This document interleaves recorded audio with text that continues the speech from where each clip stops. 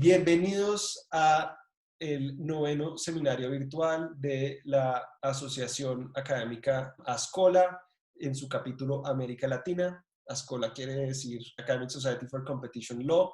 Este evento se va a enfocar, como ustedes saben, en competencia y regulación. Tenemos un equipo de 4 expositores, abogados y economistas de diferentes nacionalidades que nos van a contar la experiencia en sus respectivas jurisdicciones sobre esa relación en ocasiones tirante, en ocasiones armónica entre competencia y regulación económica.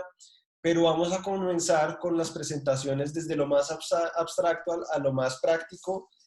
Nuestro primer panelista, que es Alejandro, y luego les voy a presentar a cada uno de ellos, va a arrancar con una exposición más teórica, digamos, introductoria sobre competencia y regulación, y poco a poco, a medida que vamos avanzando en las presentaciones, se van a dar cuenta que los expositores van a ir concretando más en aspectos muy puntuales, como la tensión actual que puede haber en México actual en relación con competencia y regulación, casos puntuales de Perú en donde Gabriela se va a preguntar cómo el regulador hace análisis de competencia cuando tiene que regular, y en el caso de Federico va a hablar sobre casos de Argentina, casos antitrust puros y simples, pero en donde ha habido un rol muy importante o ha jugado un rol muy importante la regulación del respectivo sector. Entonces, no siendo más, yo comienzo con el primer expositor, que es Alejandro Alterwine. Es el líder del equipo de defensa de la competencia, el Ferrere Abogados, una firma que tiene presencia en 4 países, pero Alejandro es el líder en Uruguay. Alejandro, en este momento ya deberías poder abrir tu micrófono abierto. Entonces, Alejandro, bienvenido. Son las 5:12, el escenario es tuyo. Perfecto, muchas gracias Juan David.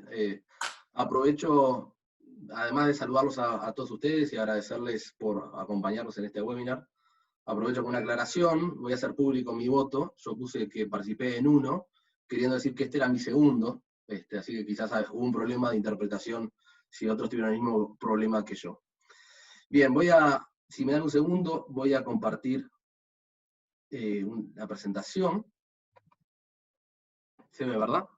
Sí, perfecto. Bien, voy a hablar unos pocos minutos sobre una forma de ver el conflicto, ¿verdad?, entre regulación y defensa de la competencia, esa área de confluencia que tienen las dos, podemos decir, regulaciones, ¿no? A veces se tiende a ver estos conceptos como si fueran antitéticos, en realidad no vamos a profundizar demasiado, pero en definitiva la defensa de la competencia puede leerse también como una forma de regulación que apunta a resolver una falla de mercado que es el poder de mercado. Al menos esa es la forma tradicional inclusive a veces de definir la defensa de la competencia.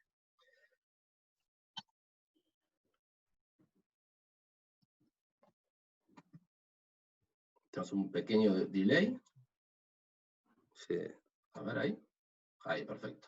Hay 2 preguntas centrales cuando tenemos una práctica en un mercado regulado, una práctica presuntamente anticompetitiva, ¿verdad?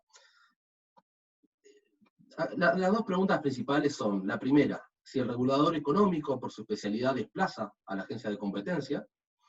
Esta pregunta también hoy día admite la inversa, es decir, si la agencia de competencia desplaza al regulador, y esto lo hemos visto en algunos casos muy conocidos, por ejemplo, caso Facebook en Alemania, por un abuso de posición dominante, por violación de leyes de protección de datos personales o defensa del consumidor, es decir, una agencia de competencia analizando la violación de otras disposiciones y que pueden tener reguladores especiales.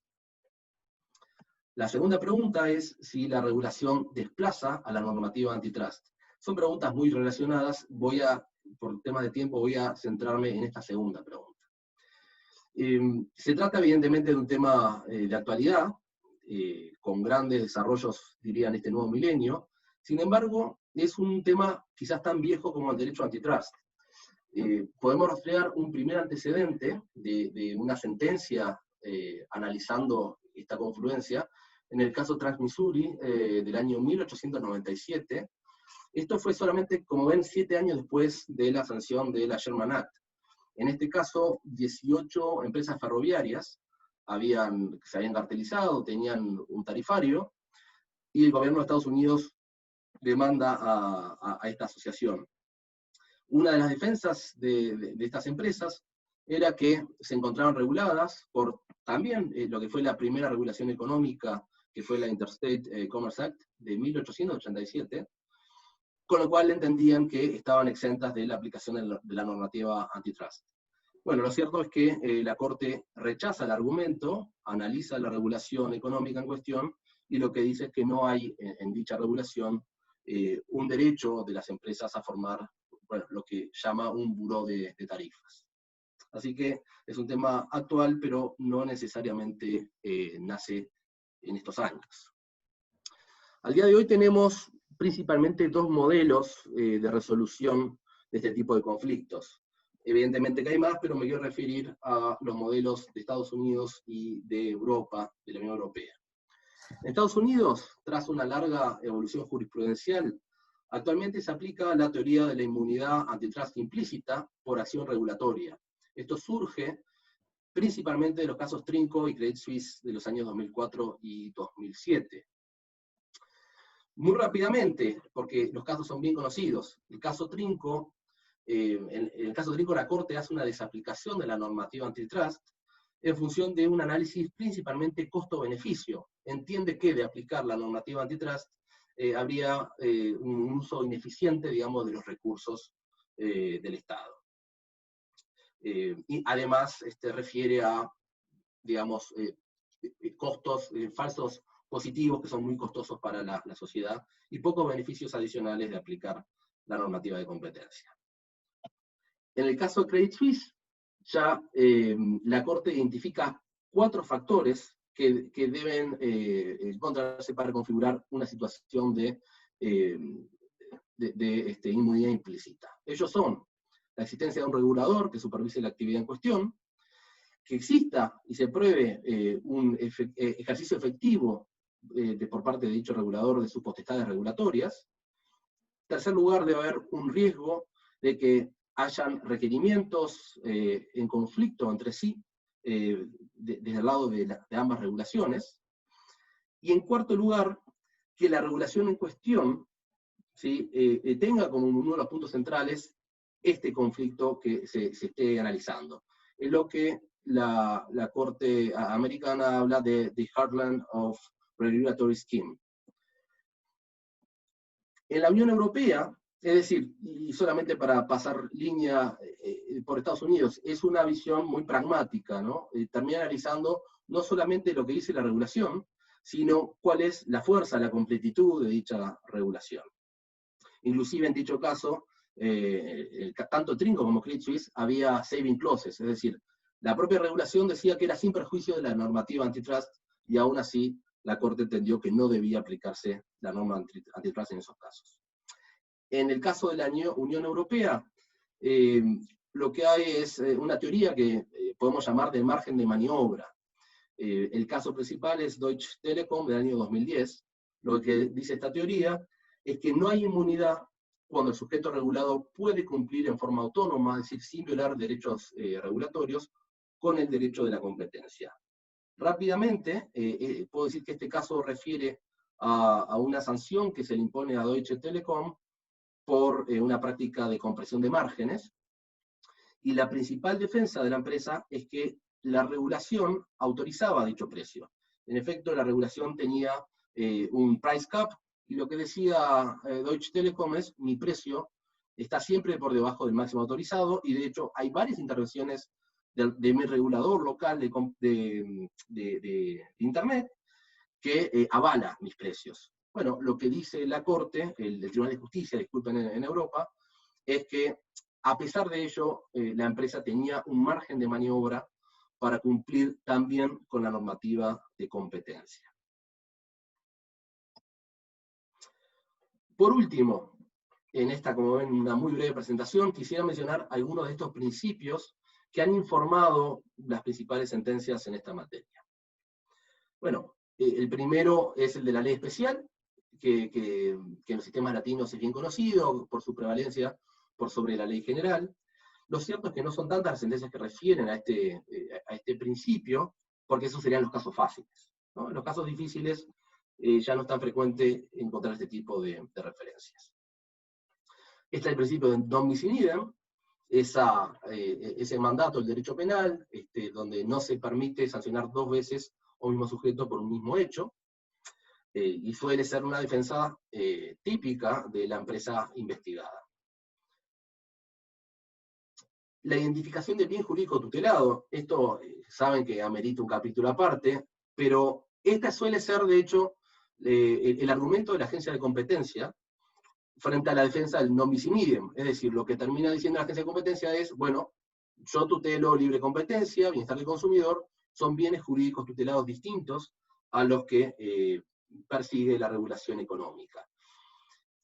Para ser francos, creo que hoy día esta discusión es bastante más difícil, porque las regulaciones modernas tienden a buscar el beneficio del consumidor, tienden a hablar de bienestar, tienden a hablar de fomentar la competencia, con lo cual puede haber casos bastante más engorrosos de lo que parece, al menos la teoría, de distinguir por bien jurídico tutelado.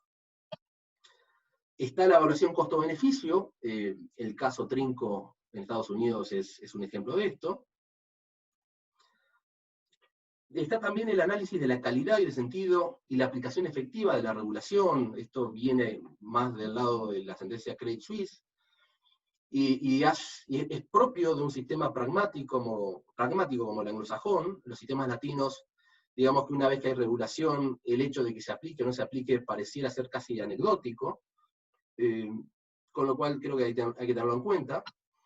Y por último, también subyacen en varias de estas decisiones la confianza o la desconfianza que tienen, digamos, las cortes en los reguladores. Esto es bien claro en las sentencias en la Unión Europea, donde hay una evidente desconfianza hacia los reguladores nacionales, pero también la propia desconfianza de los tribunales a ellos mismos, ¿no?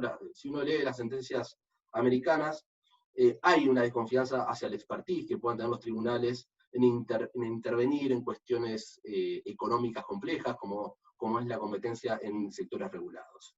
Creo que es importante tener estos temas en cuenta, en su debido contexto, porque como decía un conocido profesor de Derecho Constitucional uruguayo, Alberto Pérez Pérez, es importante no solamente conocer el derecho comparado, sino también el comparable.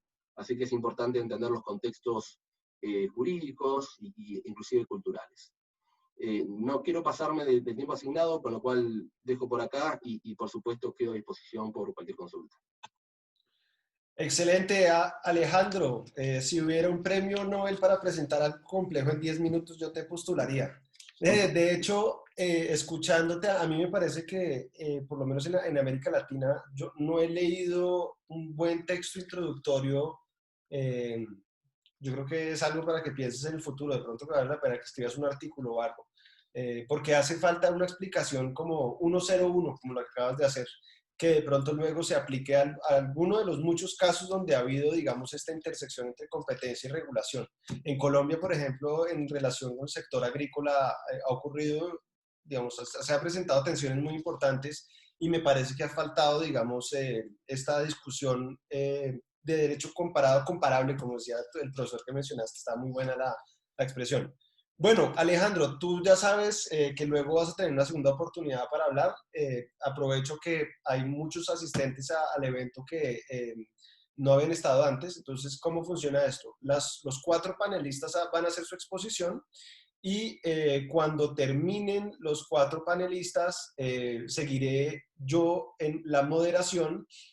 Básicamente, lo que voy a hacer es recoger las preguntas que ustedes hayan hecho a través del chat para que los panelistas tengan una segunda oportunidad de intervenir. Entonces, pueden hacer preguntas cerradas a algún panelista concreto, pueden hacer preguntas abiertas para que alguno que ustedes escojan, que ustedes no escojan, sino el que quiera coger la pregunta lo haga.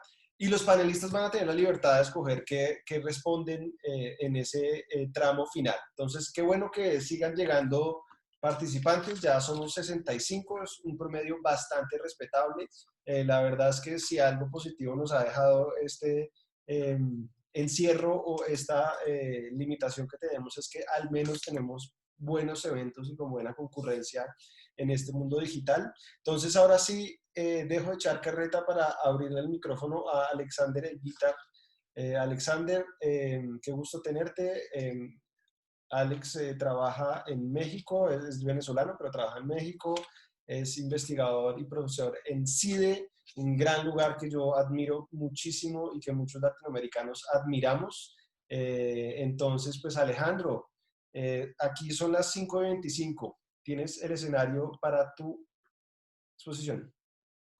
Sí, bueno, muchísimas gracias, David. Gracias, Alejandro, por la introducción extraordinaria y muy sintética de lo que acabas de hacer en materia de regulación y competencia. Efectivamente, es un tema complejo. Déjame ya introducirlo un poco al hilo de lo que acabas de comentar, ¿no?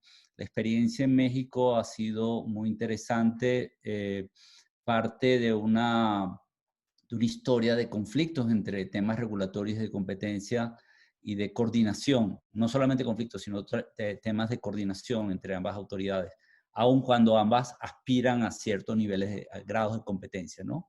Uno más desde el punto de vista de acciones ex post, otro más desde el punto de vista ex ante. Para dar un contexto, México tuvo una reforma en materia de competencia y regulación muy importante en el año 2014, incluso que involucró una reforma constitucional, de elevar a nivel constitucional tanto una autoridad de competencia como una autoridad de telecomunicaciones, que en este caso la autoridad de telecomunicaciones tenía las dos facultades, tanto de regulación como de competencia, ¿no? Entonces fue un tema muy controvertido, y todavía lo sigue siendo, ¿no? Un poco la creación de esta unidad que cubriera competencia y regulación al mismo tiempo en el área de telecomunicaciones, estaba muy dirigida a que se resolvieran los problemas de coordinación.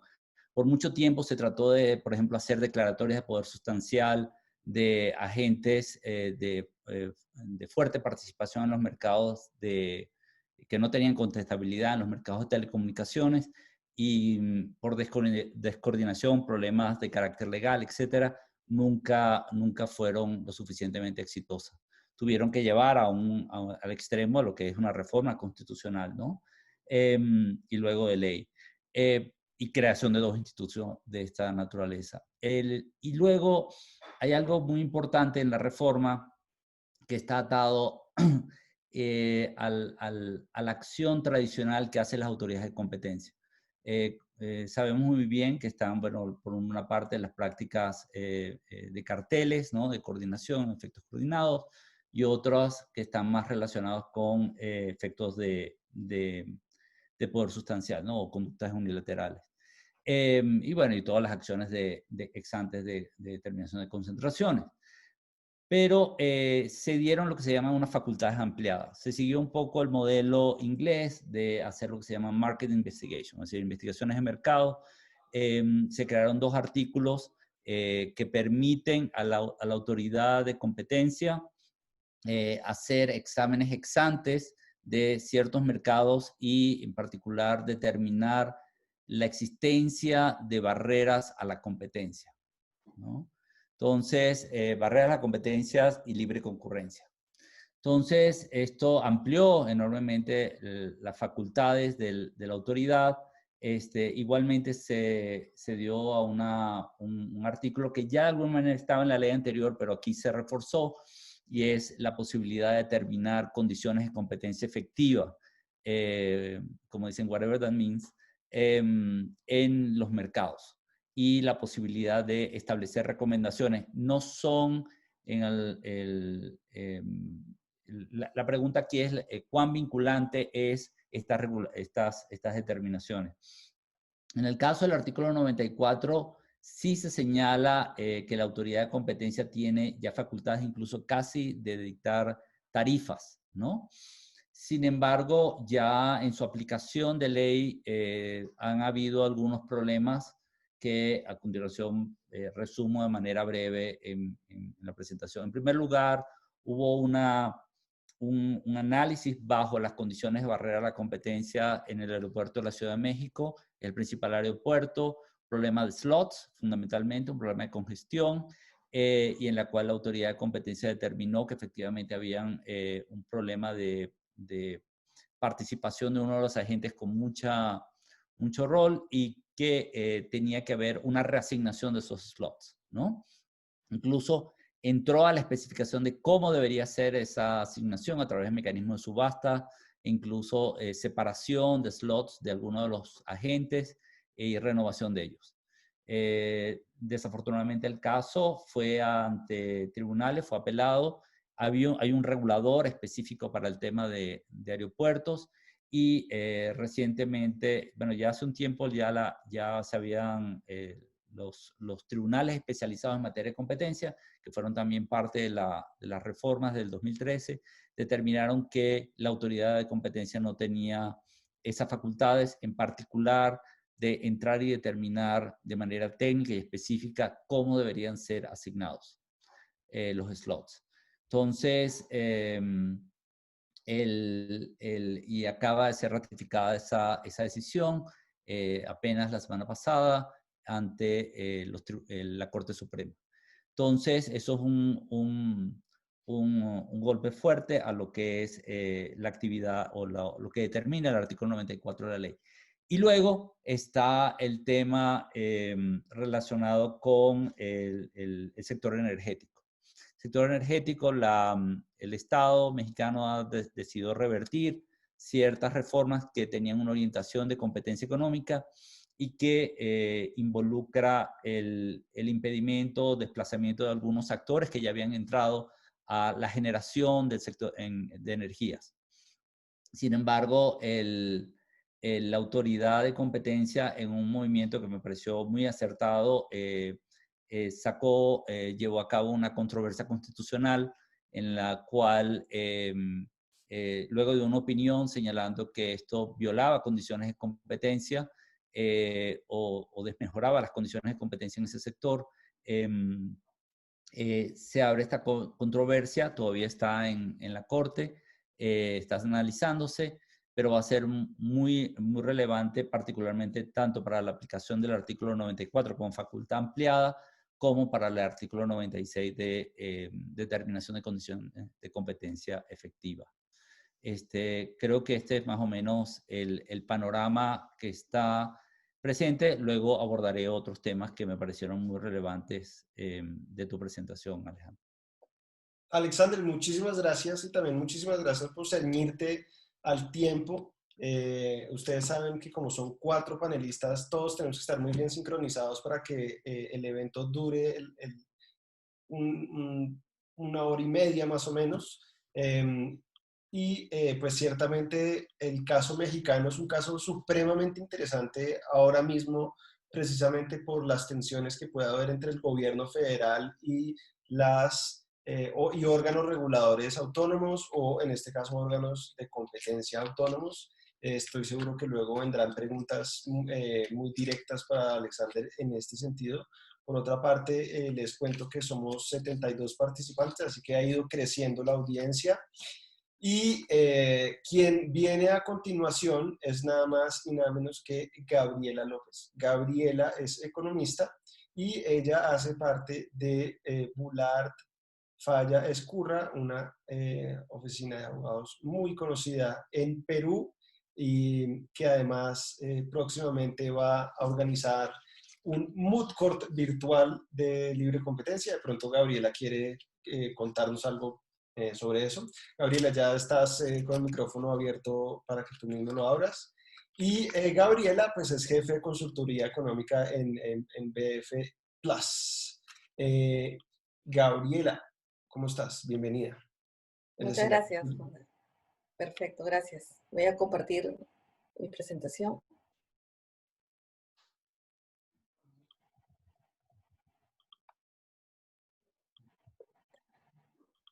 Bueno, muchas gracias. Buenas tardes con todos. Por la presentación y por la invitación de compartir este tema tan interesante con ustedes. Solo una aclaración, sí soy miembro del estudio Boulard Falla Escurra más, pero soy economista. que por lo general nos solemos infiltrar en estos eventos tan interesantes. Cuando recibí la convocatoria, Juan David, y conversé también con los otros ponentes acerca de este tema de competencia y regulación, se me ocurrió que un aspecto muy interesante en donde es un punto de convergencia, en realidad, entre la competencia y la regulación, es cómo se hace el análisis de competencia, pero más visto desde la perspectiva del regulador. Y comentarles la experiencia peruana al respecto, ¿no? Cuando me refiero en esta presentación, cuando me refiero a análisis de competencia, estoy hablando, muchos probablemente en esta audiencia conozcan, que tiene que ver con el análisis de competencia más tradicional, digamos el análisis de mercados relevantes, de poder de mercado. Y ya sabemos que esto es útil para evaluar un caso de uso de posición de dominio, para determinar justamente la posición de dominio y los efectos de la conducta, y también en un caso de una fusión, por ejemplo, para una concentración de mercado, para analizar poder de mercado e impacto de las operaciones. Sin embargo, y esto es lo que quiero destacar en esta presentación, es el análisis de competencia también es muy útil desde la perspectiva regulatoria para evaluar las condiciones de competencia antes de regular o antes de regular un mercado. Y no solamente eso, también es muy importante a la hora de promover competencia. Entonces, les quería contar desde la experiencia peruana 3 casitos muy chiquitos y muy brevemente por el tiempo que tenemos, pero que me parecen bastante útiles para contarles en cómo estamos en esta interacción, en cómo los reguladores peruanos han venido incorporando estas herramientas de análisis de competencia para justamente promover el tema para desregular, regular, o también en algunos casos para promoverla, ¿no? Entonces, les quería traer a esta audiencia el caso, por ejemplo, en el tema de puertos, las evaluaciones que se hacen antes de iniciar un proceso de fijación tarifaria, se analizan las condiciones de competencia. En el caso de Telecom, les quería contar brevemente la regulación acerca de proveedores importantes, donde también se hace un análisis de este tipo. Y finalmente, algo que ya sale un poco del marco de los reguladores tradicionales, y me parece que era Alejandro el que comentaba el tema, era de la agencia de competencia también puede ser vista como un regulador de la competencia, digamos, ¿no? Entonces, voy a contarles un poco cómo la agencia de competencia peruana, a través de estudios de mercado y a través de un análisis de competencia, pero ya no dentro de sus casos, sino dentro de los estudios de mercado, que son otra herramienta, es que promueve competencia. Con respecto al primer tema que les traigo a la mesa, tiene que ver con este tema de puertos. Los CITRAN en el Perú es el regulador de transporte, y en el 2015, como muchos operadores portuarios, pasan por una revisión, una fijación tarifaria. Pero lo que establece la normativa es que antes de que el regulador de telecomunicaciones fije las tarifas o puede iniciar a proceder a la regulación tarifaria, tiene que determinar que efectivamente las condiciones de competencia hay condiciones de competencia para que pueda regular. Entonces, parte de este análisis tiene que ver con identificación de mercados relevantes, ¿no es cierto?, que es algo que ya tradicionalmente conocemos, la identificación de servicios sustitutos a los que ya se brindan como servicios regulados. Para ello, el regulador de transporte hace su test de monopolista hipotético, bien, digamos, no tan cuantitativo, pero a nivel cualitativo sí lo hace un análisis de demanda, identifica el mercado de servicios relevante, y en este caso, por ejemplo, el mercado geográfico, el mercado de servicios relevante era el servicio estándar a la carga de contenedores. En el Perú tenemos el puerto de Callao, que es el puerto más importante del litoral peruano. El puerto del Callao tiene 2 operadores portuarios, y esto que les muestro es la fijación tarifaria que se hizo para uno de ellos, para DP World, que es el terminal Muelle Sur. Y efectivamente se determinó que este operador era el único operador portuario en ese mercado relevante y en ese mercado geográfico. El regulador de transporte además identificó cómo era la evolución de tarifas. Por ejemplo, en estas tres figuras ustedes ven que los 2 operadores portuarios tienen tarifas que van consistentemente creciendo.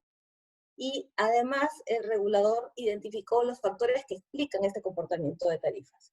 Identificó barreras a la entrada, barreras legales, estratégicas, y además otros elementos como analizó los niveles de concentración, niveles de desempeño y tasas de ocupabilidad. Pero lo que fue muy importante para el regulador fue este comportamiento tarifario.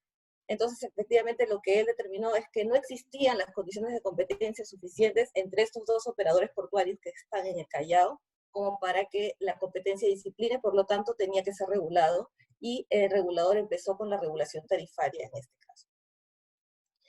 Ahora nos vamos a Telecom.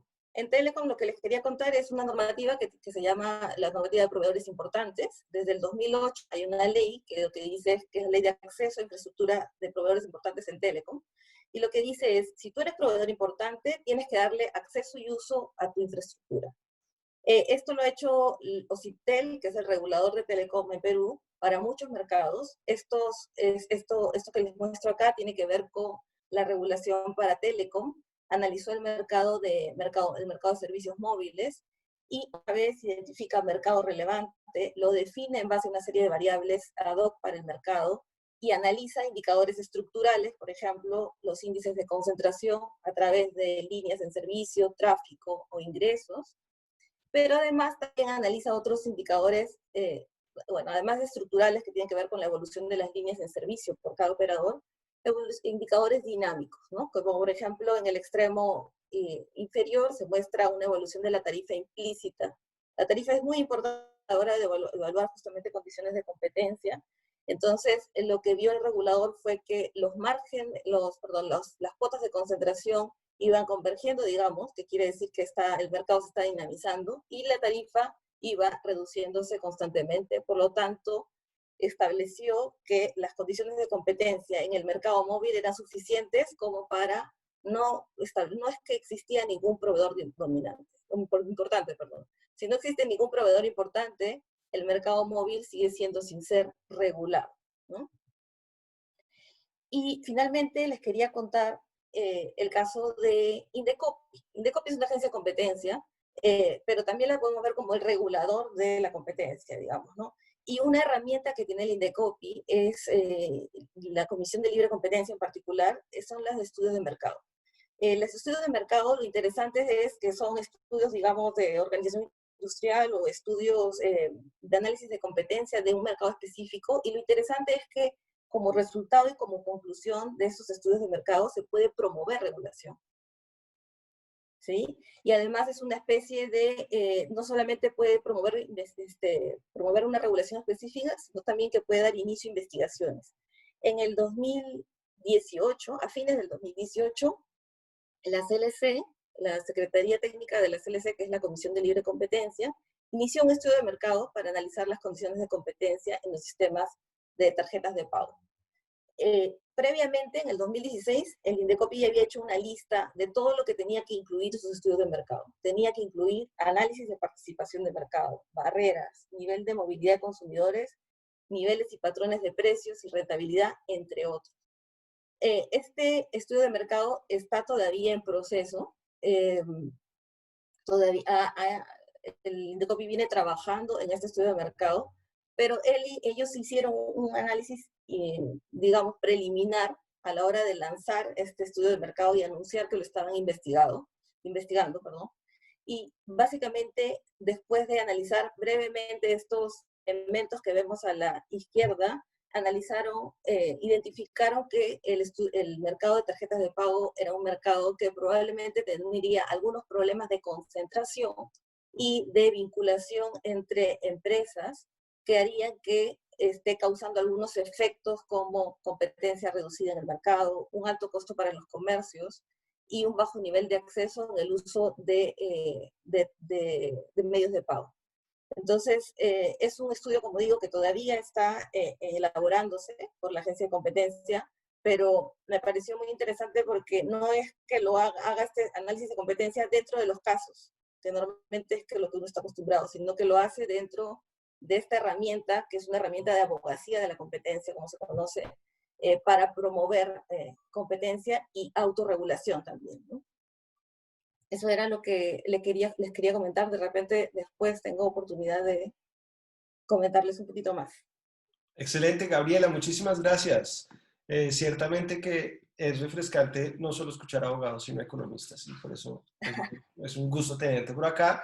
Además que también una perspectiva igualmente valiosa y es la de los vasos comunicantes que hay entre el ejercicio de las actividades propias del enforcement, de competencia y la regulación. Usar herramientas analíticas, conceptos, pues digamos, eso también hay que tenerlo en cuenta y no todo es tensión entre las dos, a veces también hay armonía, como lo explicaba Gabriela. Bueno, paso la palabra de Lima a Buenos Aires, porque Federico Rossi, a quien conozco hace tanto tiempo que él, incluso yo creo que cuando me conoció yo tenía pelo, hace muchos años, es asociado senior de Allenda Ibrea en Buenos Aires, Federico Rossi. Federico va a usar una presentación que creo que ya está empezando a mostrarnos. Y Federico, son las 5:45 en Bogotá. Adelante, por favor. Bueno, muchas gracias Juan David, gracias a Escola por la invitación y Juan David por la presentación, y sí, confirmo que cuando te conocí tenías pelo. Bueno, la idea de mi presentación era principalmente comentarles un poco cómo ha sido la experiencia en Argentina, y sobre todo vinculado con a la interacción entre los distintos reguladores sectoriales y la CNDC, que es la Autoridad de Competencia en Argentina. Un caveat menor, pero que vale la pena hacer: la CNDC es una agencia técnica que instruye y asesora al Secretario de Comercio Interior, que es la autoridad que decide en materia de defensa de la competencia en Argentina. Otro punto principal o introductorio para hacer es que en materia de defensa que la aplicación de la defensa de la competencia es competencia exclusiva de la CNDC, es decir, el artículo 82 de la ley de competencia establece que quedan derogadas todas las facultades o atribuciones que tengan los entes reguladores en materia de defensa de la competencia. Es decir, que dentro de la Administración Pública Nacional es la CNDC la que tiene competencia exclusiva para decidir. Es decir, los entes reguladores no tienen ningún tipo de facultad, ni siquiera concurrente o compartida, o subsidiaria en la aplicación de temas de defensa de la competencia, como podría ser en otros países. En Argentina es la CNDC la que tiene competencia exclusiva en temas de defensa de la competencia. Voy a hablar brevemente cómo fue la interacción en temas de competencia y regulación en los tres ámbitos principales de defensa de la competencia. En primer lugar, en control de concentraciones económicas. Luego voy a brindar algunos breves casos en materia de control de conductas anticompetitivas. Y por último, alguna interacción que ha sucedido entre el regulador y la autoridad de competencia en materia de promoción y abogacía de la competencia. En materia de control de concentraciones económicas, la intervención de los distintos reguladores sectoriales está establecida en el artículo 17 de la ley, y la intervención de los distintos reguladores sectoriales se da a través de una opinión fundada que solicita la CNDC. Es decir, cuando la concentración económica involucre servicios que estuvieran sometidos a regulación económica del Estado Nacional a través de un ente regulador, es allí, o en relación a esas concentraciones económicas, donde la CNDC está obligada a solicitar una opinión fundada al regulador. ¿Cuáles son las características de la opinión del regulador sectorial? En primer lugar, la CNDC está obligada, es decir, no es potestativo de la CNDC, sino que la CNDC tiene la obligación, bajo la Ley de Defensa de la Competencia, de solicitar la opinión del regulador. En segundo lugar, la opinión del regulador debe ser fundada y tiene que versar estrictamente sobre dos puntos: sobre el impacto de la transacción en la competencia del mercado respectivo, y en segundo lugar, en relación al cumplimiento del marco regulatorio. Lo más importante de esto es que la opinión del regulador no es vinculante para la CNDC, y esto viene a ratificar lo que dije anteriormente en la introducción, es decir, que todo lo que esté relacionado con la Ley de Defensa de la Competencia es competencia exclusiva de la CNDC, y los entes reguladores no tienen facultades ni subsidiarias, ni concurrentes, ni compartidas con la CNDC. ¿Cómo se ha dado en la práctica esta interacción en materia de concentraciones económicas? Muchas veces se nota que el regulador, siendo que su opinión no es vinculante para la CNDC, en muchas ocasiones o bien no contesta el requerimiento, o bien la opinión que dan es una opinión breve, muy simple y sin estar mayormente fundada. Entonces queda la impresión de que, si bien hay una interacción fluida y que ha sido positiva en muchos casos, queda la impresión de que la interacción en materia de control de concentraciones económicas entre la CNS y el regulador podría ser más fructífera, no solo dentro del marco de la opinión del artículo 17 de la ley, sino que también podría, a través de otras vías distintas, como requerimientos de información, podría ser una relación más fructífera. Por ejemplo, y esto ya está más desde el lado, del punto de vista de como practitioner, queda la impresión de que la CNS se podría respaldar un poco más en los distintos reguladores sectoriales, sobre todo para que le brinde apoyo, para que le brinde cierta información de mercado, por ejemplo, también para incluso corroborar aquella información de mercado aportada por las partes, también para la presentación de estados contables. Muchas veces son las empresas las que están obligadas a presentar los estados contables cuando el regulador sectorial, por ejemplo, en bancos, en seguros, ya cuenta con los estados contables. Eso podría alivianar la carga de presentación de información de las empresas. Luego también las empresas muchas veces se les solicita que presenten constancia de permisos, registros, licencias, patentes, y todo eso ya también está en manos de otras autoridades distintas. Y por último, también se podría aprovechar no solo el know-how, sino también la visibilidad que tienen los distintos reguladores sectoriales sobre potenciales prácticas anticompetitivas o reclamos o denuncias de consumidores.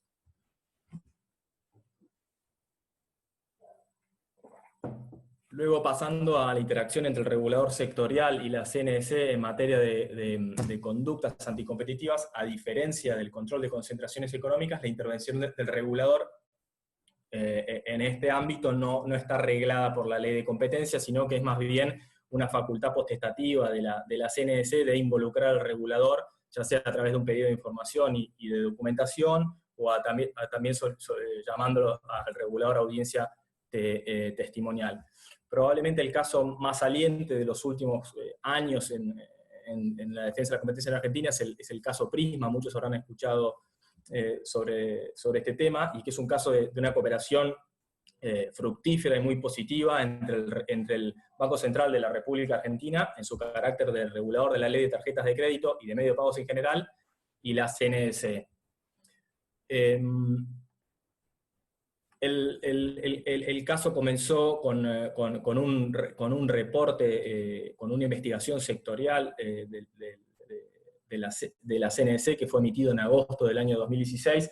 Básicamente lo que la CNC nota en su reporte es una falta de dinamismo y falta de competencia en el ámbito de medios de pago en Argentina. Es decir, el mercado había crecido exponencialmente, había crecido la emisión de tarjetas de crédito un 300% más o menos en los últimos 13, 14 años, y eso no había sido acompañado con un aumento de la competencia, y particularmente en el mercado de adquirencia, donde había únicamente dos adquirentes tradicionales, Prisma, el adquirente de Visa, y First Data, perdón, el adquirente de hecho de Mastercard. Prisma era principalmente una sociedad que estaba conformada por los 14 bancos más grandes de la República Argentina y Visa International. Y Prisma, a su vez, estaba una empresa que estaba integrada verticalmente y se encontraba presente en la mayoría de los mercados que constituyen un sistema de medio de pago. Estaba presente en la emisión, en la adquirencia, en el procesamiento de transacciones, en la provisión de terminales y en el procesamiento de transacciones online. Y además, como un punto aparte, aunque no relacionado estrictamente, también el propietario de la red de cajeros más grande de la Argentina. Acá básicamente es el típico gráfico que explica un sistema de medios de pago de 4 partes, o un sistema abierto donde existen emisores y adquirentes, y aquí se ve como Prisma era adquirente, y a su vez Prisma era una sociedad que estaba conformada por 14 competidores, que eran los 14 bancos comerciales más grandes de la Argentina, y Visa International, que además era el dueño de la marca donde sucedía la mayoría de las transacciones. ¿A qué conclusiones, y ya para terminar, a qué conclusiones llegó la CNDC en su reporte de medios de pago? Por un lado, ordenó la apertura de una investigación por potenciales prácticas anticompetitivas contra Prisma y sus accionistas, basada en 2 teorías de daño. Por un lado, en efectos coordinados o de colusión, es decir, que tenía la presunción o entendía que podía potencialmente existir una coordinación en la fijación de la tasa de financiación al consumo con tarjeta de crédito, y por el otro lado, la segunda teoría de daño era un potencial abuso de posición dominante con efectos exclusorios. Y en segundo lugar, además de la apertura de la investigación, la CNDC le recomendó la modificación de la ley de tarjetas de crédito en dos puntos principales. Por un lado, regular la tasa de intercambio, y por el otro lado, era eliminar el primer párrafo del artículo 15 de la ley de tarjetas de créditos que prohibía la discriminación en los aranceles a los distintos comercios. Por un lado se inició la investigación, y por el otro lado, el Banco Central de la República Argentina aceptó la recomendación y reguló la tasa de intercambio en marzo del 2017, bajando las tasas de intercambio y ordenando una escala descendiente de la tasa de intercambio, como acá muestro en el comunicado que sacó el Banco Central. Por el lado de la investigación que se inició, las partes, Prisma y sus accionistas ofrecieron un compromiso para desinvertir sus participaciones accionarias y romper esta integración vertical tan perjudicial, y el compromiso de desinversión fue aceptado por la CNDC, dándole previa vista al Banco Central en su carácter regulador, que entendió que el compromiso y el de desinversión era positivo en cuanto que rompía esta integración vertical y permitía aumentar los niveles de competencia en los sistemas de medios de pago. Y para terminar, el caso Prisma, a quien no lo conoce, los invito a estudiarlo. Hay muy buenos artículos, son un artículo de Esteban Greco y de Fernanda Viesens, también un artículo de Lucía Quesada, también muy interesante, y los invito a estudiar este caso porque es un caso que toca todas las aristas que a uno se puede imaginar de defensa de la competencia. Es un caso que se inicia con abogacía y promoción de la competencia, es decir, con un estudio de mercado. Luego es un caso que evoluciona en la apertura de una investigación por conductas anticompetitivas. Luego el caso de conducta anticompetitiva termina con un compromiso, y luego termina también con recomendaciones procompetitivas al Banco Central que modifica o interviene o regula la tasa de intercambio. Por lo cual es un caso muy interesante que los invito a estudiar, a quien no haya tenido la oportunidad.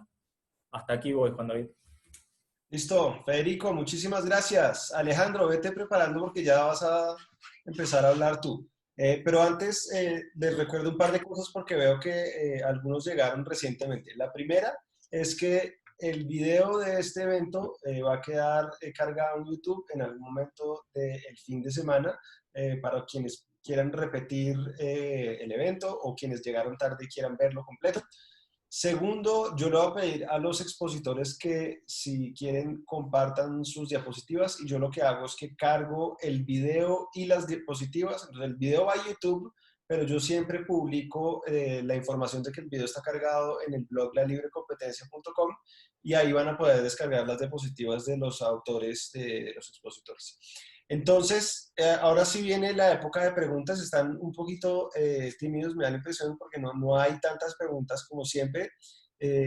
La buena noticia, por ejemplo, para Alejandro, es que yo sé que Alejandro tenía otras cosas que decir. Entonces, si alguna de las preguntas no le cuadra a Alejandro, pues aprovecha para explicar un par de puntos que tú tenías ahí en el tintero. Pero no olvidemos que sí hay 4 o 5 preguntas que voy a leer. Entonces, todos, por favor, expositores, paren bolas, como diríamos en Colombia, porque voy a leer las preguntas. Va la primera de Johanna Holz, y esta pregunta es para Gabriela López. ¿Esta determinación de un proveedor importante que hace OCIPTEL termina siendo parecida a una determinación de existencia de si existen empresas con posición de dominio?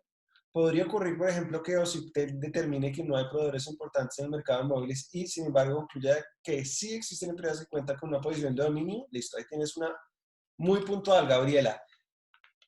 Yo creo que acá dice Diego Cortázar, pero debe ser Javier Cortázar. Igual a leerlo porque es un comentario sobre Colombia. Dice que un aspecto fundamental en la relación entre el derecho antimonopolio y la competencia es la abogacía de la competencia.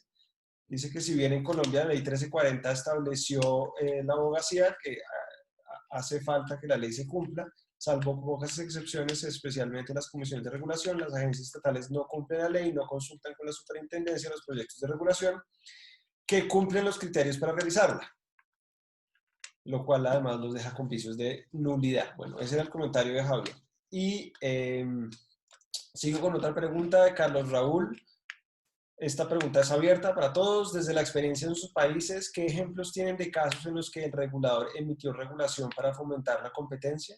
Se me ocurre, por ejemplo, el caso peruano en el que Ociptel fomentó la competencia de la telefonía móvil insertando la portabilidad numérica. Algo muy parecido también ocurrió en Colombia. ¿Estamos de acuerdo, Carlos? Vamos a ver qué otros ejemplos de pronto se le ocurren a nuestros expositores. Federico aquí puso una aclaración, voy a leerla. Federico, con el caso Prisma ganamos el ICN World Bank Advocacy Contest en 2007 desde la CNDC, aclara Federico.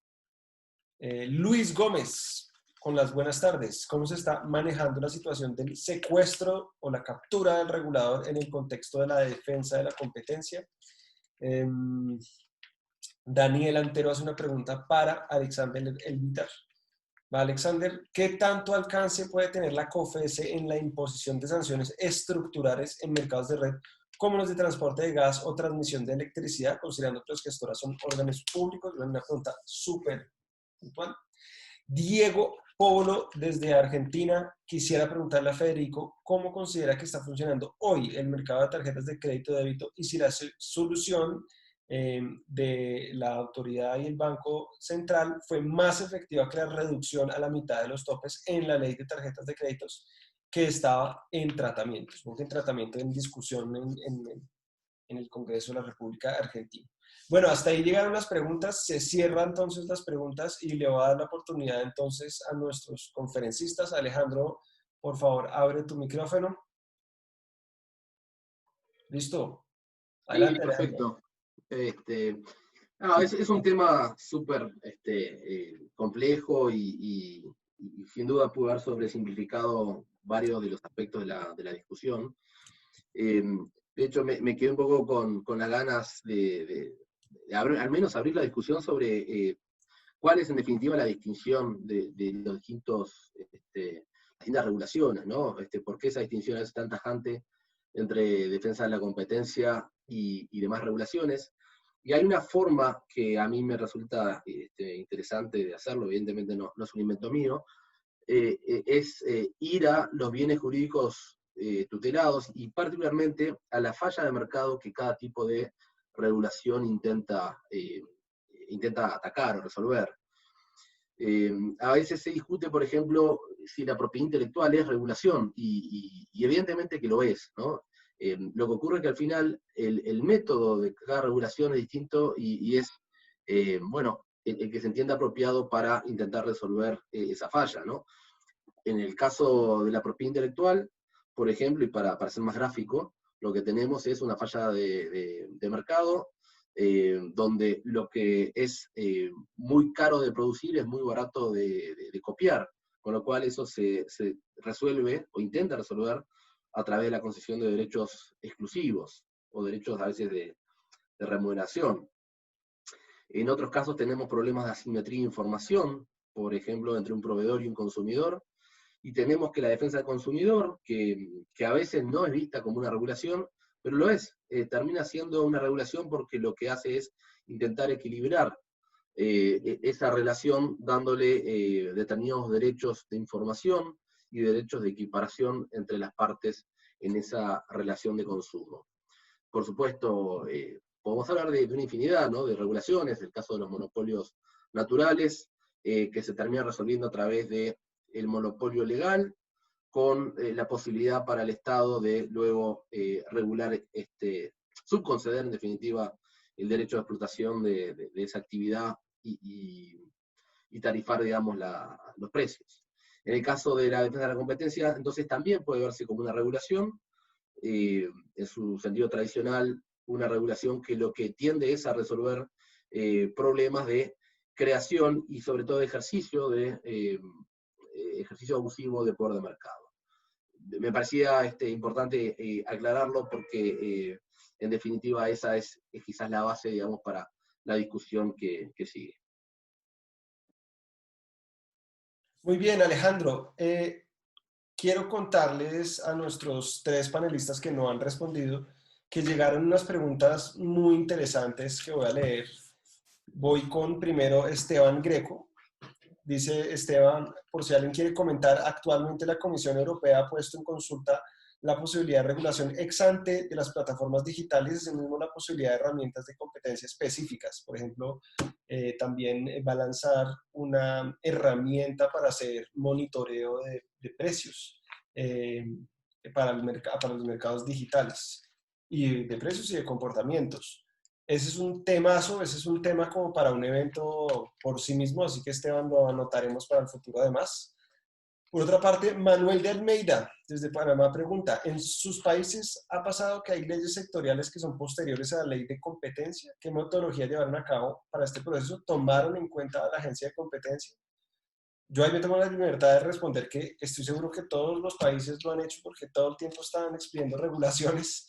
¿Qué tanto le han preguntado a la autoridad de competencia? Eso es otra historia. Ya veremos qué nos cuentan los expositores.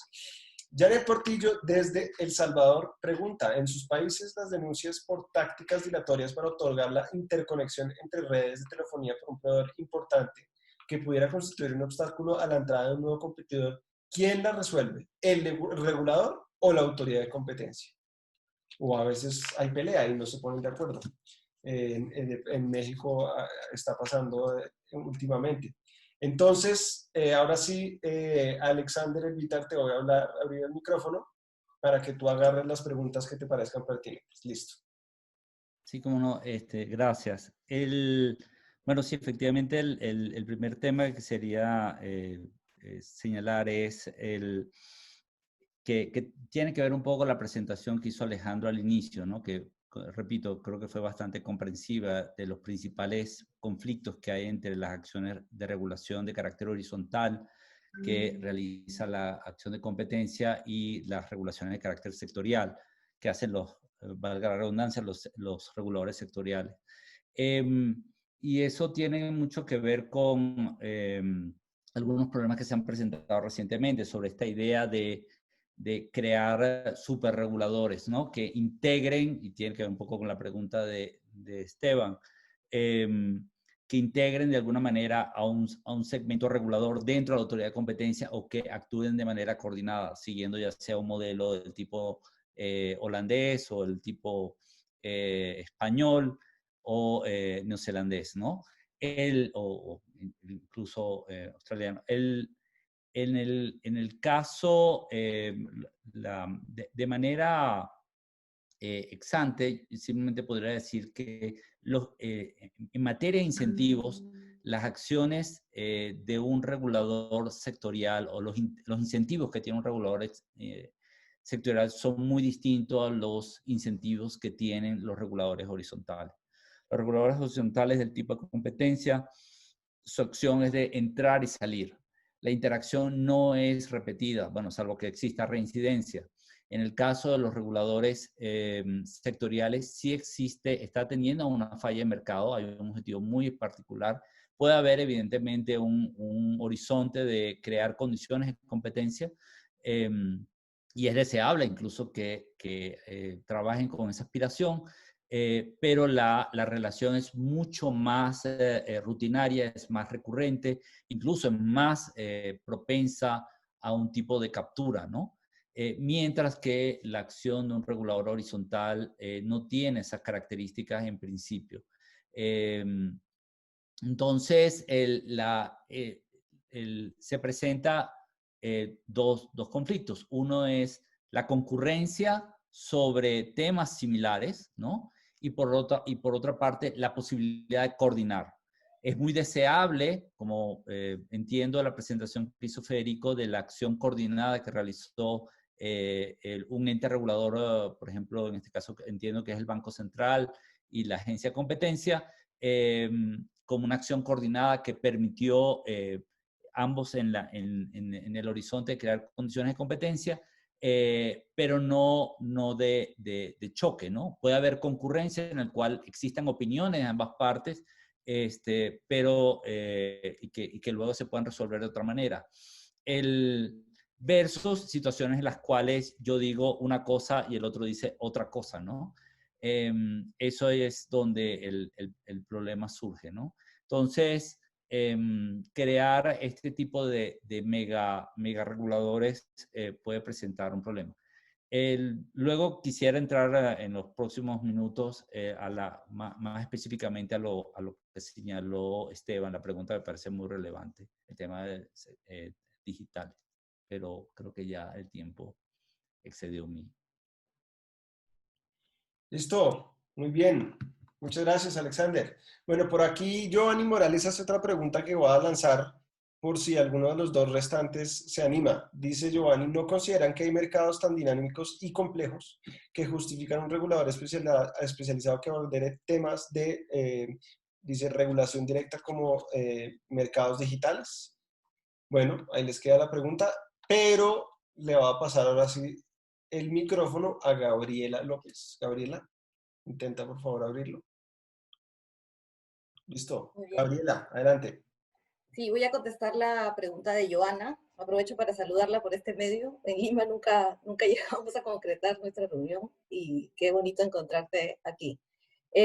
Sobre esta pregunta que hacía Joana acerca de si, por ejemplo, el regulador de telecomunicaciones, que es OCIPTEL, hay una salvedad que de repente para nosotros no sabemos. Joana y yo sí, porque somos de Perú, pero en el caso peruano es un caso particular donde el regulador de Telecom es la agencia de competencia de Telecom también, ¿sí?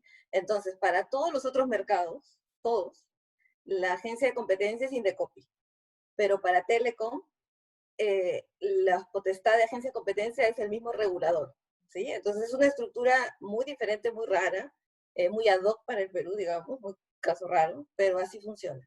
Entonces, si pasara lo que dice Joana, ¿qué pasaría si efectivamente, como ha pasado, el regulador determina que no hay un proveedor importante en el mercado móvil?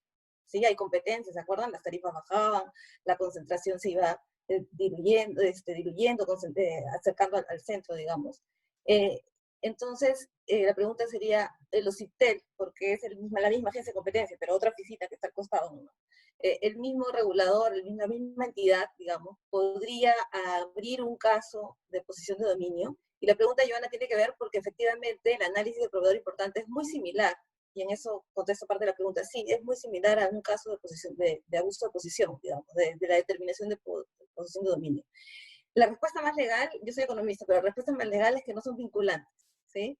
La respuesta más legal es, efectivamente, no son vinculantes, y en el extremo tendría que pasar varios supuestos, ¿no? El mercado relevante tendría que ser exactamente el mismo, y casi nunca va a coincidir, porque el análisis de proveedores importantes que hace el regulador para esta regulación de proveedores importantes es como más general, es un mercado mucho más amplio. En cambio, el análisis que se hace en un caso de posesión de dominio es mucho más particular, mucho más determinado y delimitado. Pero asumamos que sí, asumamos que es exactamente el mismo. Legalmente no serían vinculantes, pero sería muy raro y sería muy contradictorio y podría ser usado en contra también de lo que diga la agencia de competencia. En el caso, por ejemplo, sería diferente si la agencia de competencia es Indecopi, ¿no? Porque ahí efectivamente tú ves el conflicto. Es un caso de ejemplo en el que hay que ves un caso de que podría haber un conflicto con el hecho de que la misma entidad sea regulador para promover tipo cosas como proveedor importante y agencia de competencia al mismo tiempo, ¿sí? Pero en estricto no debería estar limitada la agencia de competencia a abrir un caso si es que encuentra una conducta de este tipo, ¿no? Eso sería lo de Joana. Con respecto a la otra pregunta que me acordé, alguien puso el ejemplo de portabilidad numérica como un caso de ejemplo peruano de lo que hace el regulador. Yo solamente quería destacar, aparte de ese ejemplo, que me parece muy bueno, de alguien de la audiencia lo dijo, era lo que había puesto un poco en la presentación, que tiene que ver con esta parte de la abogacía que estamos todavía en pañales. El caso que he contado de tarjetas de pago es de hace 2 años, y Indecopi ya venía haciendo como unos 6 más o menos, 7 estudios de mercado, pero digamos que este es donde se ha tomado mucho más tiempo, entonces todavía es algo que tiene para largo rato, y me parece bien interesante porque, como digo, fomenta la autorregulación de parte de las empresas, ¿no? Eso era lo que quería comentarles. Bueno, muchísimas gracias, Gabriela. Voy a volverle a dar la palabra a Alejandro porque como llegaron unas preguntas tarde y él no alcanzó a escucharlas, me gustaría darle la oportunidad que nos contara puntualmente. Alejandro, ya puedes abrir el micrófono a propósito, que nos contara sobre algo que quería comentar a propósito de unas preguntas. Vale, Alejandro. Claro, Juan David, gracias. Sí, escuchando ahora a Gabriela, la situación, digamos, con el ente regulador de telecomunicaciones, creo que comentaba en Perú, Uruguay tiene una situación extrema en ese sentido. En Uruguay, todos los reguladores sectoriales, es decir, energía, telecomunicaciones, servicios financieros, agua, postales, todos son los agentes, digamos, de competencia en sus áreas. Con lo cual, la agencia de competencia termina teniendo una especie de competencia residual. Y suele ser, digamos, una estrategia de litigio intentar enviar los casos al regulador, porque evidentemente que hay zonas grises entre una zona y otra.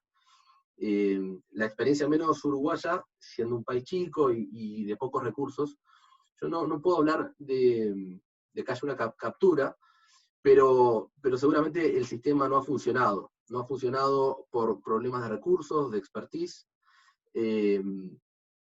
Inclusive, a veces uno tiene la sensación de que para el regulador es difícil sancionar por defensa de la competencia, porque en algunos casos implica que el regulador como tal hizo mal su trabajo.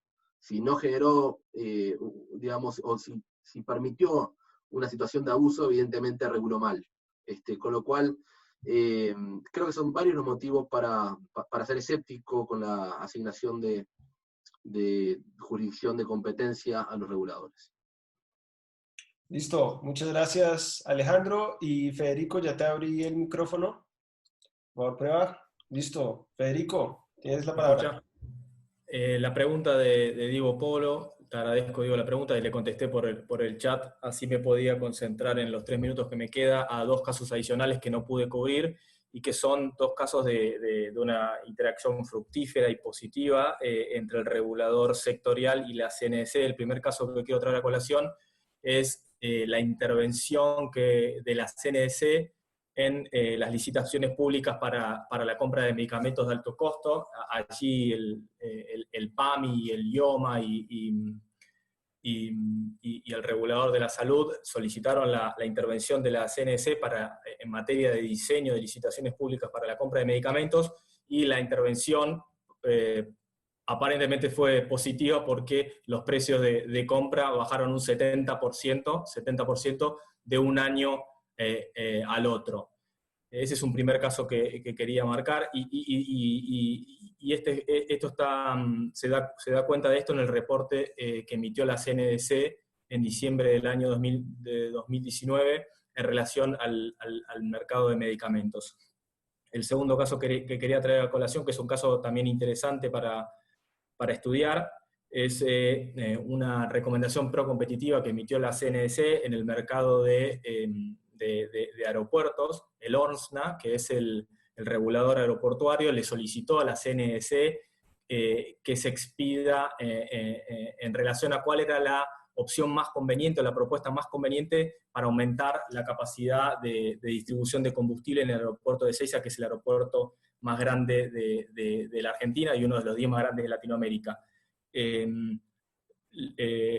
Digamos, se le habían presentado 2 propuestas a la CNDC, al ORSNA, que es el ente regulador, 2 propuestas, una presentada por las empresas petroleras, que eran las que abastecían actualmente al aeropuerto de Ezeiza, a las empresas aerocomerciales, y por el otro lado una propuesta que habían presentado el ente concesionario, la empresa concesionaria del aeropuerto, que era Aeropuerto 2000, y finalmente la CNDC entendió que la propuesta que le habían presentado el concesionario, que era que la capacidad para la distribución de aerocombustible que se iba a brindar en el aeropuerto de Ezeiza iba a ser brindada por un tercero independiente, no vinculado con las empresas petroleras, y a través de la fijación de una tarifa.